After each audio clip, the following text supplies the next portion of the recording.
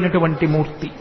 అటువంటి మహానుభావుడు ఏ చేతితో దశావతారాలలో ఉద్ధరించాడో ఆ స్వామి దర్శనమే దశావతార దర్శనము. అందుకే వెంకటాచలం వెళ్ళి చక్కగా స్వామి పుష్కరిణిలో స్నానం చేసి స్వామి పుష్కరిణిలోంచి బయటికి వచ్చి ఒక్కసారి అక్కడ ఉన్నటువంటి శంకరాచార్యుల వారి పాదుకలకి నమస్కరించి అటుగా ఆదివరాహస్వామి కోవిలకి వెడుతున్నప్పుడు ఎడంచేతి పక్కన ఉన్నటువంటి పద్మంలో ఏనుగులు పద్మ కింజిల్కములను వర్షిస్తున్నటువంటి గజలక్ష్మి యొక్క దర్శనాన్ని పొంది బయటికి వెళ్లి ఆదివరాహస్వామి దేవాలయంలోకి వెళ్ళినప్పుడు స్వామి ఇలా ఉంటే ఆయన వక్షస్థలం మీద ఇలా అడ్డంగా ఉన్నటువంటి లక్ష్మి ఆయన మాట్లాడుతున్నప్పుడు ఇద్దరు గుసగుసలాడుకుంటున్నారా అన్నట్టుగా ఆయన నోటి దగ్గరికి ఆవిడ చెవి వచ్చేటట్టుగా ఉండి ఇంత చిన్ని ముఖంతో చక్కగా కస్తూరి తిలకంతో ఉండేటటువంటి అమ్మవారు ఆ ఆదివరాహస్వామి భూమిలోంచి పైకొచ్చినటువంటి మూర్తి.